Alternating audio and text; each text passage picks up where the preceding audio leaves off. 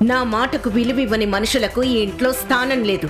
విలువలు మిగలని చోట స్థానం నాకు అవసరం లేదు.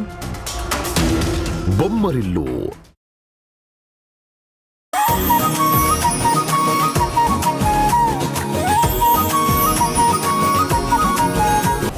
నేను చెప్పినట్టు మీరందరూ వినాలి. అది జరిగినప్పుడు కదా. ఎందుకు జరగదు?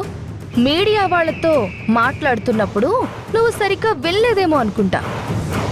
మా నానమ్మ, మా అమ్మ నాన్న నా బర్త్డే రోజు నన్ను అఫీషియల్గా ఆస్తికి వారసురాలిగా ప్రకటించి నాకు పట్టాభిషేకం చేసి గాయత్రి గ్రూప్ ఆఫ్ ఇన్స్టిట్యూషన్కి నన్ను యజమానిని చేస్తాను అని అన్నారు. చేస్తా అన్నారు, కానీ ఇంకా చెయ్యలేదుగా. నీ నిజ స్వరూపం పాపం వాళ్ళకి తెలియక నిన్ను గుడ్డిగా నిజమైన గాయత్రిలా నమ్ముతున్నారు. అందుకే వాళ్ళంత పెద్ద నిర్ణయం తీసుకున్నారు. కానీ నిజం తెలిసి నువ్వు దొంగ గాయత్రిగా బయటపడిన రోజు నీకు పట్టాభిషేకం కాదు కదా, కనీసం నీకు ఈ ఇంట్లో స్థానం కూడా ఉండదు. అది మర్చిపోకు. అందుకు నీ దగ్గర ప్రూఫ్స్ ఉన్నాయా?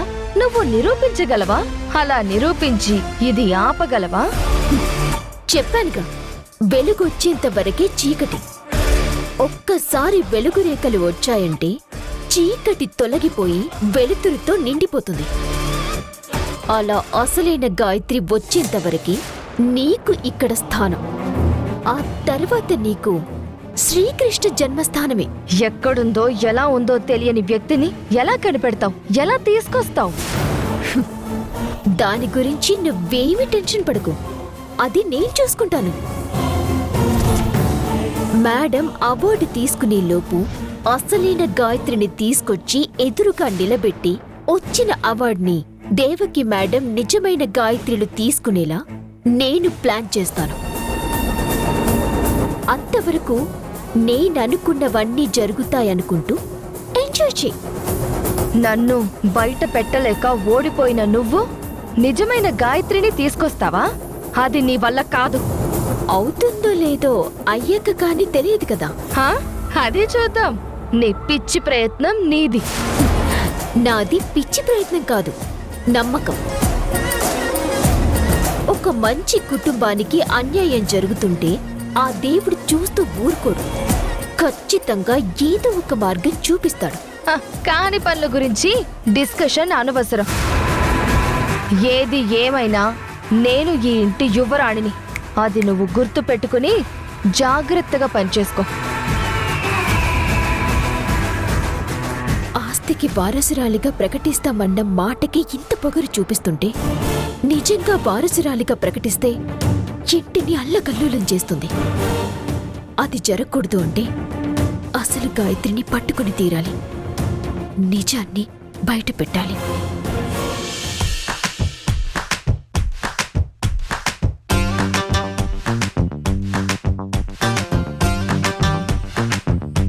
ఏ నిమిషానికి ఏమి జరుగునో ఎవరు హించెదరు.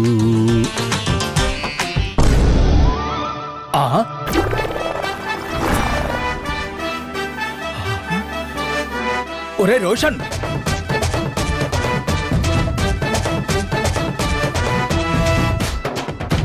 నేనెవరో తెలియక అలా పిలుచుచున్నట్టున్నారు. ఎవరు? నువ్వు రోషన్వే కదా? కఠోర దీక్షా దక్షుడను నేను, మహర్షిని. నువ్వు మహర్షివా? సర్లే గాని ముందా డ్రెస్ ఇలా ఇవ్వు. త్రికాల వేదుడను నిత్య నిష్ఠాపరులైన మమ్ములను నువ్వు ఆజ్ఞాపించుటయా? ఇంత అహంకారమా? అహంకారం కాదురా, మీ అమ్మ ఈ డ్రెస్ గాని చూసిందంటే నాకు పచ్చికారమే. ఆపుతావా నీ రస? ముందా డ్రెస్ ఇవ్వరా, లేదంటే నీ వీపు విమానం మొత్తం ముగిస్తా. ఇవ్వనుగాక ఇవ్వను. ఇది నాకు మన గృహమునందు ఒక మూలన దొరికినది. అందులోనూ రేపు మాలో ఉన్న నటనా కౌశలాన్ని ప్రదర్శించుటకు అనుమతి లభించినది. అందువలన ఈ వస్త్రములు మీకివ్వటం అసంభవం. అంటే రేపీ డ్రెస్తో ఆడిషన్ ఇవ్వాలి అంటున్నాను. ఏమండి? ఇప్పుడు గాని మాధవి నిన్ను చూసి గుర్తుపట్టిందంటే ఇక ఎప్పటికీ నేను సన్యాసం తీసుకుని హిమాలయాలకి వెళ్ళిపోవలసిందే. అమ్మో. మరి రేపు మీరు మీ నటనా కౌశలాన్ని ప్రదర్శించుటకు తమరి దగ్గర పైకము ఉన్నదా? లేవు. మా మాతృశ్రీని అడిగినచో ఎంతో కొంత విధిల్చును. అయ్యో అటులనా? అయ్యో, అనవసరంగా మీకివ్వాలని పైకము తీసుకొస్తేనే. నాకివ్వండి నాన్న, ఇవ్వండి. ఎందుకు? మీ అమ్మని అడిగినచో ఇచ్చును కదా. లేదు నాన్న, అమ్మని అడిగితే ముందు తిట్టి తర్వాత లెక్క పెట్టి ఇస్తుంది. అందుకే మీరు ఇవ్వండి నాన్న. ఇస్తానులే గాని ముందు ఆ డ్రెస్ తీరా, చూడలేకపోతున్నాను.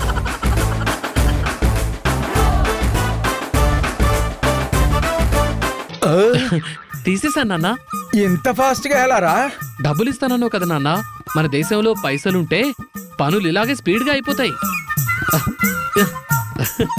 రేయ్, రేయ్, రోషన్. ఏమండి ఏమండి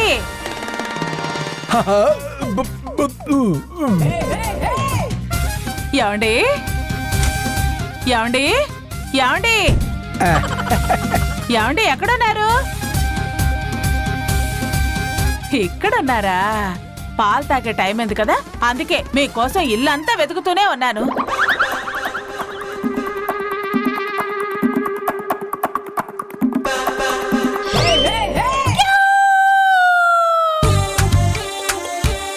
ఏమైందండి?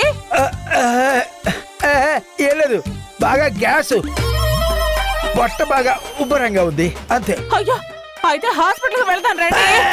అక్కడ లేదు మాధవి, అదే తగ్గిపోతుందిలే. అయ్యో, అలా అంటే ఎలా అండి? ముందు హాస్పిటల్కి వెళ్తాను. వద్దని చెప్పాను కదా, అర్థం చేసుకో. ఉబ్బరంగా ఉంది. అయ్యో ఏమండి, అందుకే అనేది అట్టమైనవన్నీ లోపల వేసుకోకండి అని. కర్మ. చిచ్చి.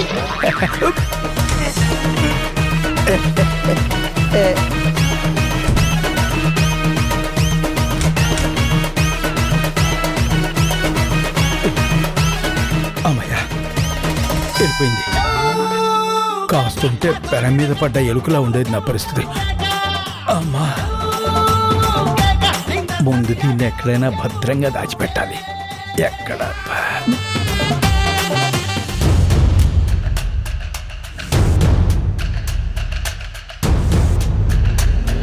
సత్యని 15 రోజుల్లో ఆస్తికి వారసురాల్ని చేస్తామని ప్రకటించారు.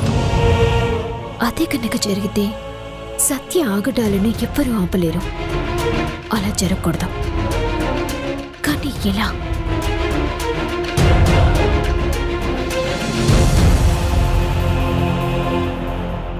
అలా జరగకూడదు అంటే ఒకే ఒక్క మార్గం ఉంది. ఒరిజినల్ గాయత్రిని కనిపెట్టడం. ఎలా ఎలా కనిపెట్టడం? పోనీ దేవకి మేడం గదిలో వెతికితే గాయత్రి చిన్నప్పటి విషయాలేమైనా తెలిసే అవకాశం ఉంటుంది.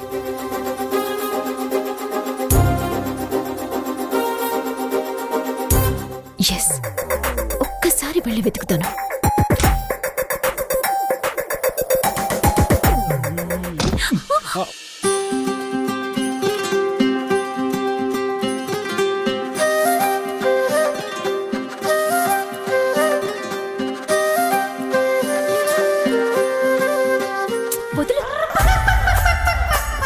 కళ్ళెక్కడ పెట్టుకుని నడుస్తున్నావు? ఎదురుగా వస్తున్న వాళ్ళని చూసుకోవా?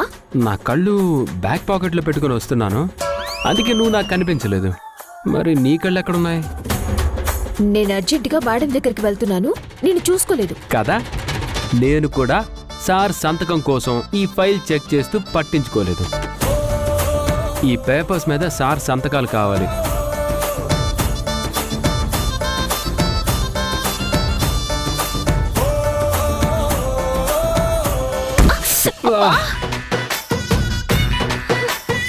ఒక్క పని సరిగా చేయవు. Same to you. నేను ఎలాగో మేడం వాళ్ళ దగ్గరికి వెళ్తున్నాను కదా, సార్తో నేను సంతకాలు పెట్టిస్తానులే. ఇలాగ ఎందుకు? నా పని నేనే చేసుకోగలను. ఓకే ఓకే ఓకే ఓకే, అలాగే కంటిన్యూ. సంతకాలు కావాలి, అది ముఖ్యం. ఎవరు చేస్తే ఉంటుంది? పైగా నా పని నీ పని అంటే ఏముంటుంది? ఆఫీస్ పనే కదా. ఒక్క నిమిషం.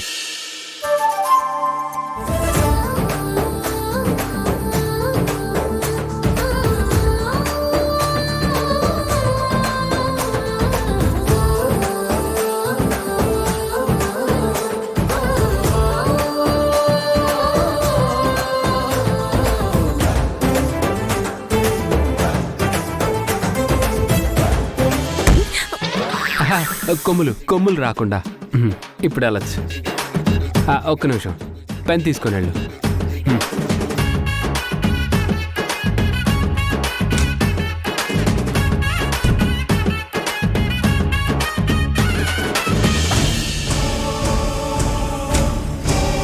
మేడం, సో మేడం, ఎవరూ లేనట్టున్నారే. గాయత్రి చిన్నప్పటి ఫోటో దొరికితే దాన్ని బట్టి ఏదైనా ఆధారం కనుక్కోవచ్చు.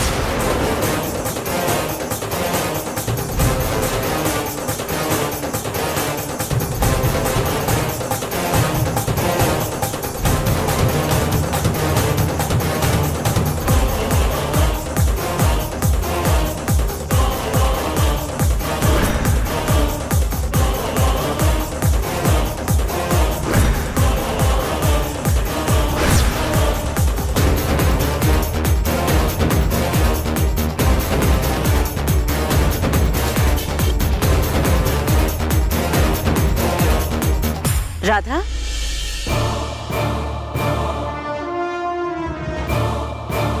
ఏంటి రాధా, ఏమైనా కావాలా? అవును మేడం, కొన్ని ఫైల్స్ మీద సార్ సంతకాలు కావాలి. సార్ లేరు రాధా. ఏది ఇలా ఇవ్వు, నేను సంతకాలు చేస్తాను.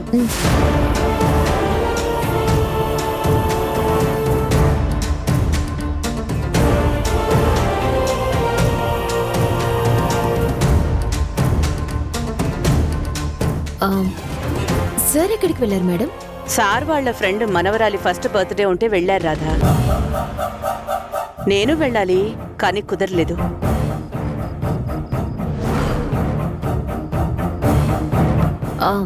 బర్త్డే అంటే గుర్తొచ్చింది మేడం. మీడియా సమావేశంలో పెద్ద మేడం సార్ గాయత్రి బర్త్డే అని చెప్పారు కదా,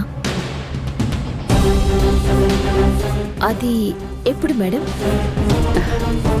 నెక్స్ట్ మంత్ 2కి రాధా. అవునా మేడం?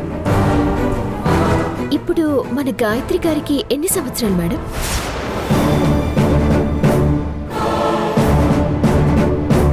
ఏంటి రాధ నా డేట్ ఆఫ్ బర్త్ ఎంక్వైరీ చేస్తుంది? మళ్ళీ ఏం ప్లాన్ చేస్తుంది? ఏంటి రాధా ఇలా అడుగుతున్నావు? ఏమీ లేదు మేడం. తను మీ దగ్గర మిస్ అయి ఎన్ని రోజులవుతుంది, ఏ ఏజ్లో మిస్ అయింది అని కనుక్కుందామని మేడం. తప్పైతే సారీ మేడం. పర్వాలేదు రాధా. తను సంవత్సరం పిల్లగా ఉన్నప్పుడు మిస్ అయింది. తన ఫస్ట్ బర్త్డే ఎంతో గ్రాండ్గా చేశాం. ఇన్ని సంవత్సరాల తర్వాత తిరిగి వచ్చిన గాయత్రి బర్త్డేని ఇంకా ఎంతో ఘనంగా చేయాలి అనుకుంటున్నాం. తను పుట్టి ఇప్పటికీ 23 years అయింది. అందుకే చాలా గ్రాండ్గా చేయాలనుకుంటున్నాం.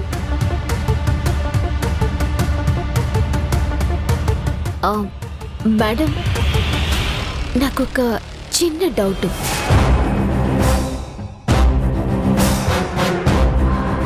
మొన్న కేవైసీ కోసం తీసుకున్న గాయత్రి గారి డాక్యుమెంట్స్లో డేట్ ఆఫ్ బర్త్ వేరేలా ఉంది. మీరు చెప్పిన దానికి డాక్యుమెంట్స్లో ఉన్నదానికి మ్యాచ్ అవ్వటం లేదు మేడం. అవునా? అంటే ఏంటి? ఇప్పుడు నేను గాయత్రిని కాదు అని చెప్తున్నావా? ఇక్కడున్న వాళ్ళందరూ ఏదో ఒక రకంగా నన్ను ఇబ్బంది పెడుతూనే ఉన్నారమ్మా. చిన్నప్పుడు మిస్ అయిన నేను ఎక్కడున్నారో తెలీదు, ఎవరు ఎక్కడున్నారో తెలీదు. అలా ఎవరో ఒక మహానుభావుడు హెల్ప్ చేస్తే అనాథ శరణాలయానికి చేరుకున్నాను. అక్కడ వాళ్ళు నన్ను చూసి వాళ్ళకు అనిపించిన డేట్ ని నా బర్త్ డేట్ గా రాసుంటారు. అంతేగాని కరెక్ట్ గా ఎలా రాస్తారమ్మా? అమ్మా, అందరూ ఉండి ఎవరూ లేని అనాథలా ఉంటే ఆ బాధ ఏంటో తెలుస్తుంది. గాయత్రి, అలా కాదమ్మా, రాధేదో క్యాజువల్ గా అంది.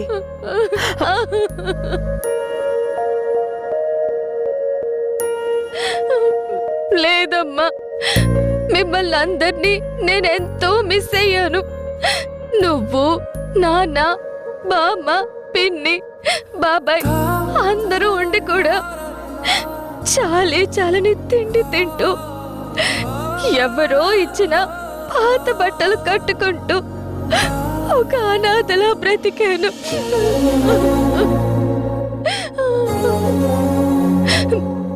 ఇన్ని రోజులకి నేను మిమ్మల్ని చేరుకున్నాను.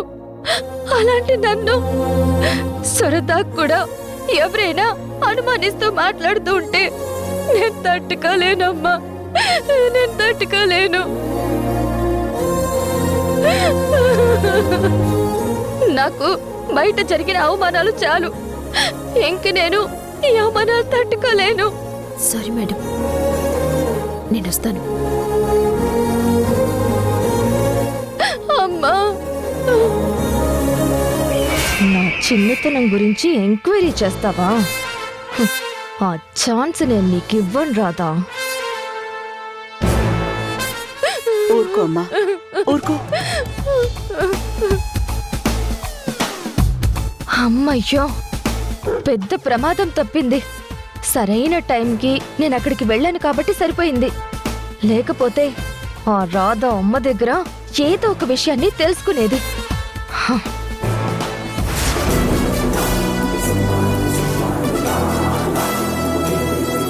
ఇప్పుడు మన గాయత్రి గారికి ఎన్ని సంవత్సరాలు మేడం?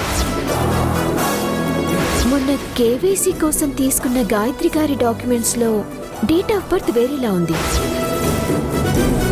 మీరు చెప్పిన దానికి డాక్యుమెంట్స్ లో ఉన్నదానికి మ్యాచ్ అవ్వటం లేదు మేడం. అసలు రాధ అమ్మ వాళ్ళ దగ్గర ఏం తెలుసుకోవాలని అనుకుంటుంది? చిన్నప్పటి గాయత్రి గురించి తెలుసుకుని నిజమైన గాయత్రిని ఎలా కనిపెట్టాలి అని అనుకుంటుందా?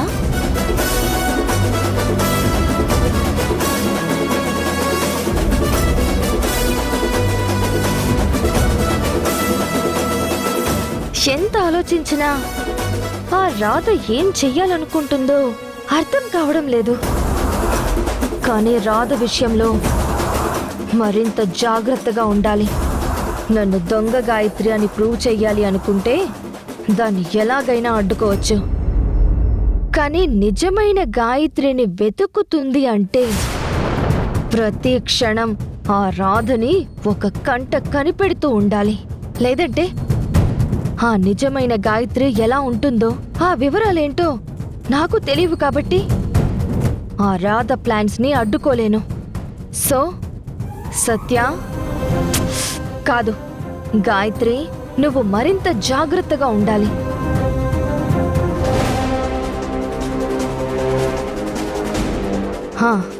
ముందు ఆ రాధ దగ్గరికి వెళ్ళి ఇప్పుడు నేనిచ్చిన స్ట్రోక్కి తన రియాక్షన్ ఏంటో చూడాలి.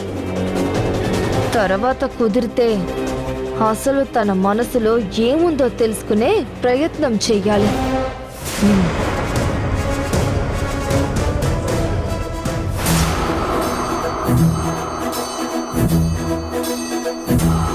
ఎవరో ఒక మహానుభావుడు హెల్ప్ చేస్తే అనాథ శరణాలయానికి చేరుకున్నాను.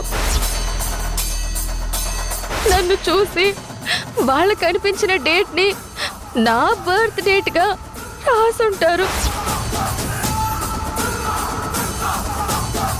క్రిమినల్ మైండ్ సత్య యాక్టింగ్ కి తనందరూ నమ్మేశారు. నేను గాయత్రి గురించి తెలుసుకోవాలి అనుకున్న ప్రతిసారి సత్య ఏదో విధంగా డైవర్ట్ చేస్తుంది.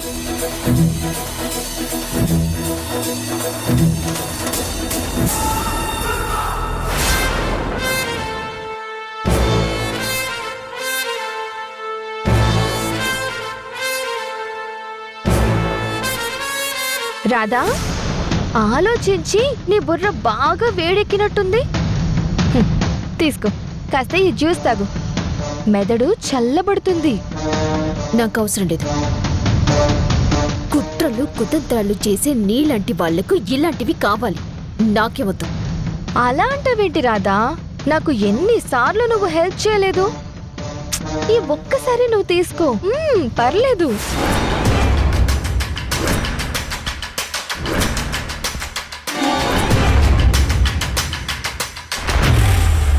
ఓ, దీనిలో ఏమైనా కలిపాను అని భయపడుతున్నావా? నీకు ఆ భయమే అవసరం లేదు. ముందు ఎందుకు వచ్చావో చెప్పు. ఎందుకంత కోపం రాదా?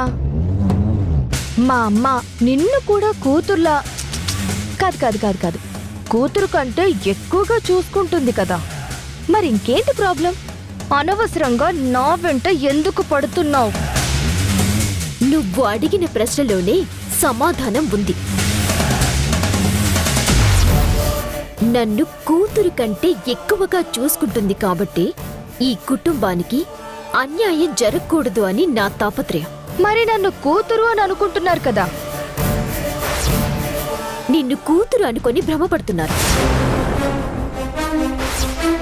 ఇంటర్నేషనల్ అవార్డ్ ని గెలుచుకున్నందుకు కంగ్రాచులేషన్స్. తొందరలోనే అందరి ముందు మిస్ చేసుకోకుండా అందుకోవాలని మనస్ఫూర్తిగా కోరుకుంటున్నాను. మాకొచ్చిన అవార్డుని నీ ఇన్ఫ్లుయెన్స్ తో ఏదైనా చేద్దాం అనుకుంటున్నావా? సొంత కూతురు గాయత్రి అలా కామ్ గా ఉంటే నువ్వు మాత్రం సొంత కూతురు కంటే ఎక్కువగా రియాక్ట్ అవుతున్నావు. అవును, తను మా అమ్మ.